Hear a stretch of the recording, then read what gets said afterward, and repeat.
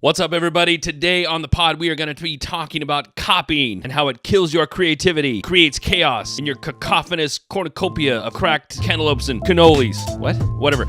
Let's get into it.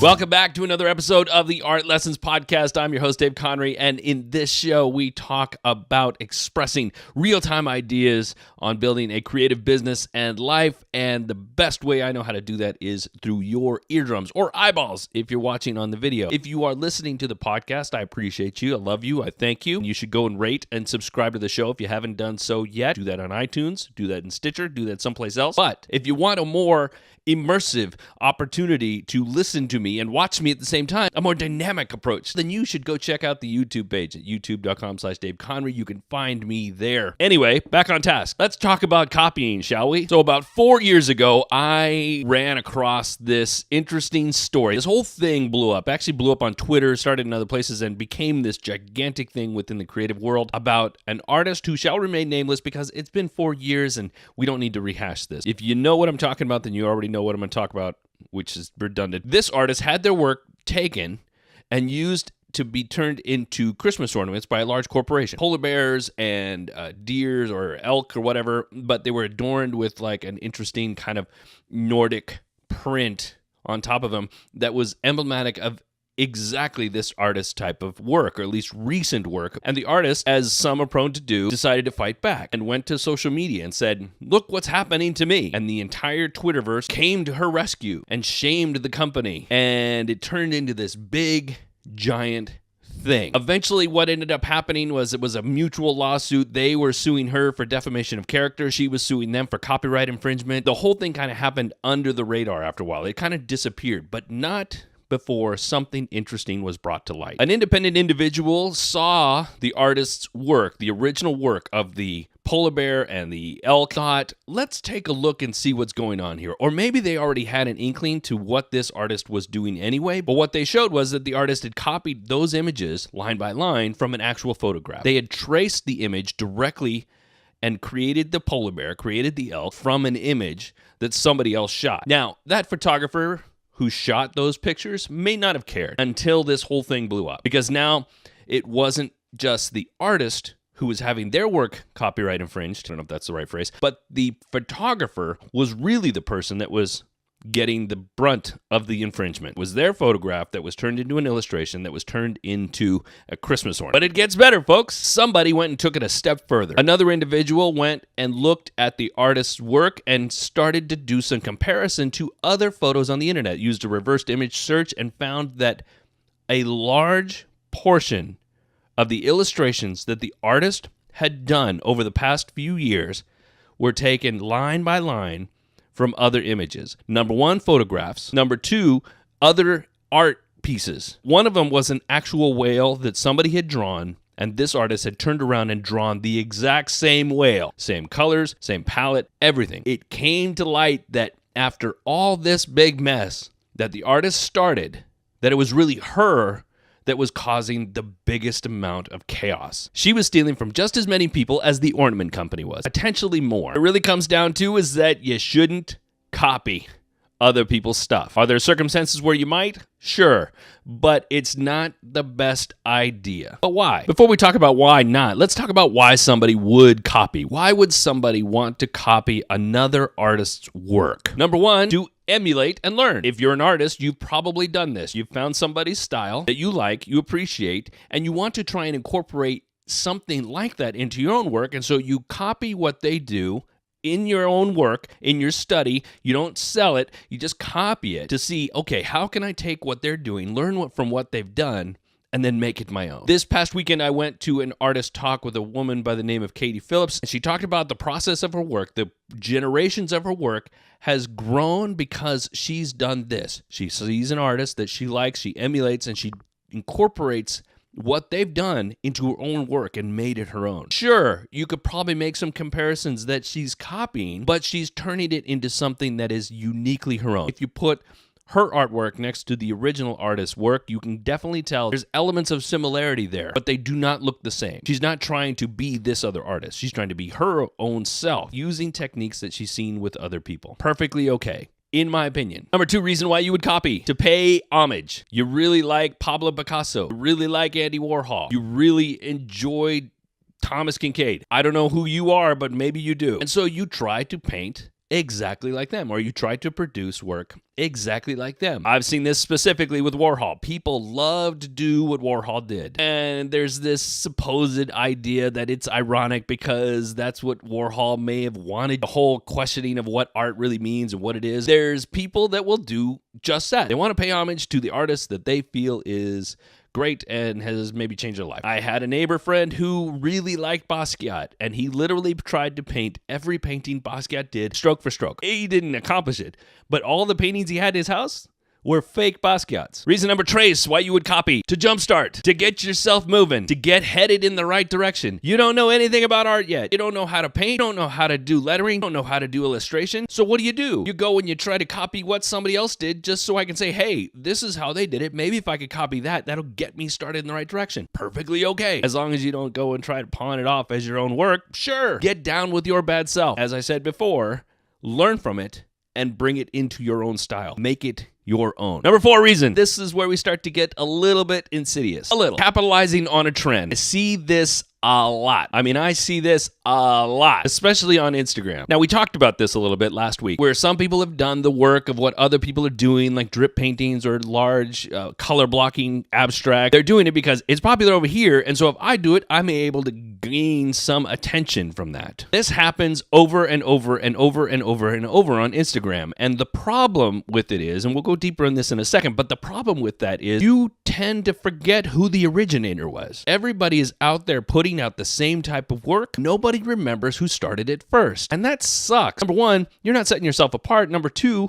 you're squashing what that originator did. You're not paying homage. You're stealing their thunder. The other day, I saw this picture. It was a 12 by 12, or maybe, I don't know, maybe bigger picture. It was a canvas, and it had colored dots, deep dabs of paint, but colored dots, dot, dot, dot, dot, dot, dot, dot, dot, dot. It looked pretty cool if you were not familiar with that before. If you had no idea the reference of where that came from, then you would think, wow, that's kind of neat. I like that. And then now, there are other people doing the same thing, but they aren't paying attention to where that came from. Now, I need to be clear here. I don't know if this original artist who created this dot thing actually took this from the artist that I have in my head, but the imagery is too similar to not automatically make the association that they took that style from Damien Hirst. I personally do not remember the timeline of Damien Hirst's dot paintings, but he did them many years ago. If you're not familiar with Damien Hirst, he's potentially the richest artist on the planet, worth supposedly, I don't know, $1 billion. I don't know. I won't verify it.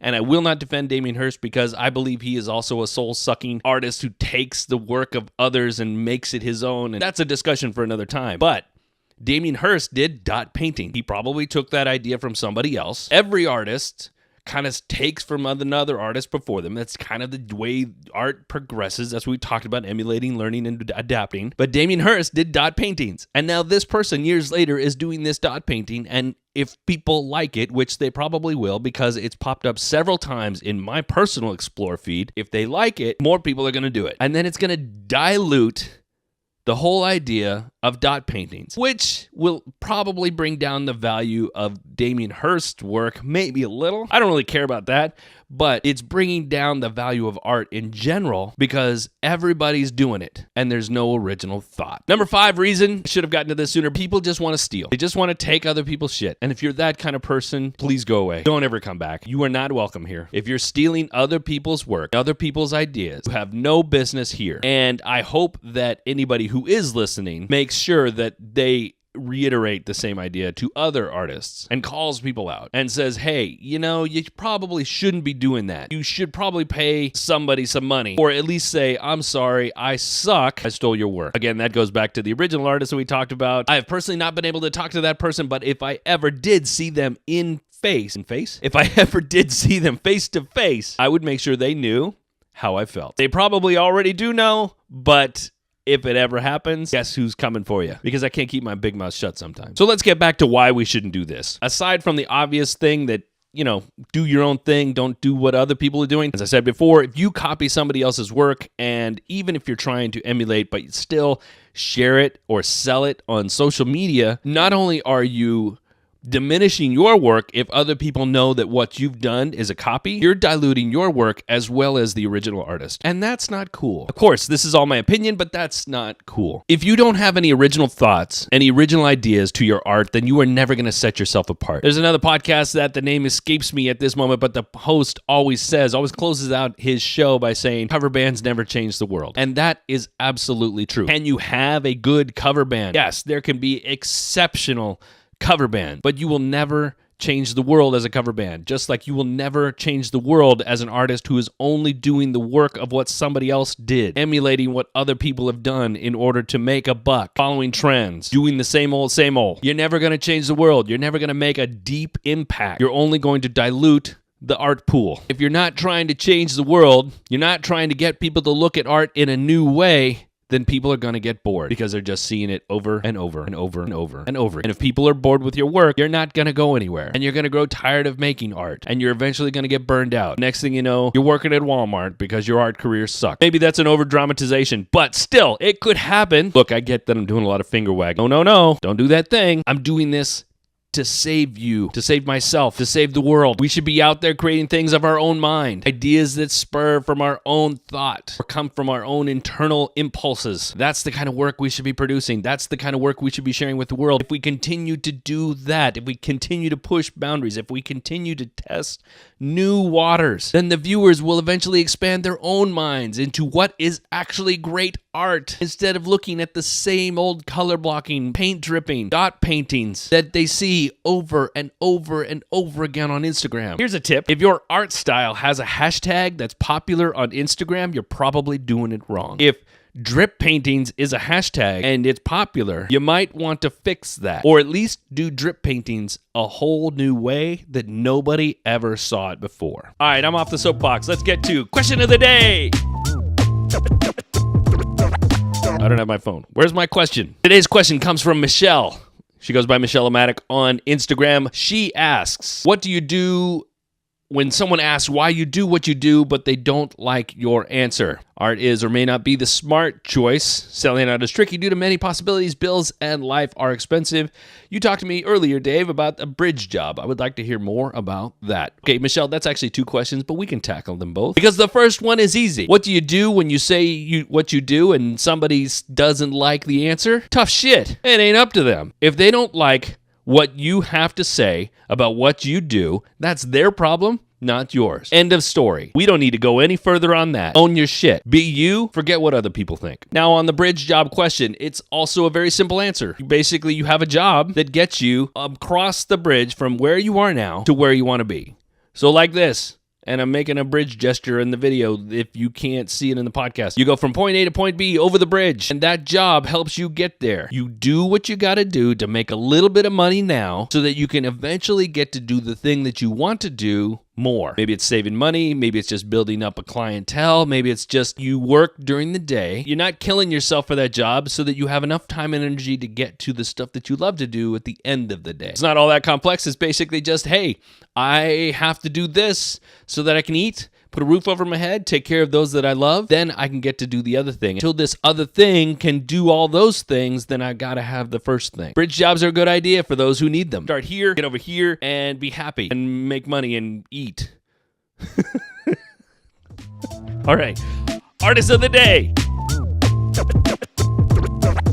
Today's artist is Jennifer Sparacino. Could be Sparacino. I don't know. Sparacino. On Instagram, it's j.sparacino.art. I will link to that in the description. You should go check her out. Reason I like Jennifer, 2 reasons. Number 1, she's Canadian. Canadian people are cool. I like Canadians. She's from Vancouver, British Columbia, but that's not really why I like her art. It's an added bonus. Why I like her art is she does color blocking. Look, I'll show you. If you're on the video, look at that. Look at that. Except it's color blocking in a way that's unique to her. She's doing animals, buffalo, bears, foxes, otters, owls. Maybe not otters. Maybe I made that up. There's lots of bears. Lots and lots of bears and buffalo and owls. Moose. There's moose. She also likes moose. Of course, she's Canadian. But she does this unique style with color blocking in a way that is unique to her. How funny that we talk about that today. It was kind of planned. Not really. It wasn't really all that planned. When I saw her again in my feed, it reminded me, hey, she does the color blocking which is what we were talking about, but she does it in her own unique way, and I already said that. But as I said, you should check out her work, j.sparacino.art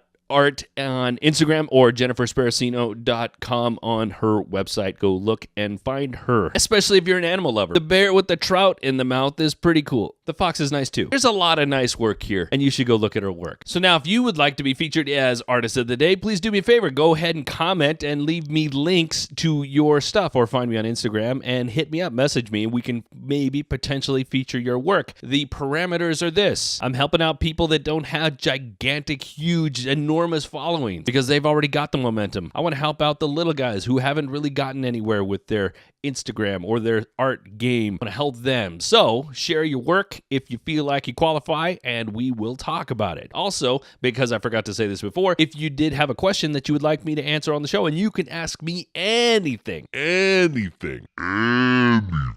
can ask that in the comments in the YouTube video. Again, youtube.com/Dave Conrey. Go there, ask a question, and while you're there, go ahead and like up the video and subscribe and hit the bell, because that way you'll get notified every time I come on, and you can see exactly when I'm releasing new stuff, which I'm already doing twice a week, sometimes 3 times a week if you're lucky, but 2 times a week, absolutely. Podcast listeners, you only get me once a week. If you want more of this, because who wouldn't, you should come check out the YouTube thing. That's it. I have a question for you before we go. Have you ever copied anybody? And if so, are you still? Or was it copying to emulate? Tell me, explain to the masses. I promise we won't report you to anybody. Well, I won't report you to anybody. I can't take responsibility for anybody else. Did you copy? And if so, what did you do with that skill once you obtained it? And how have you changed your evil ways? Answer the question in the comments, and yeah, we'll talk about that. And if you're new here, like I said, subscribe and hit that bell button so that you never, ever, ever miss an episode, and we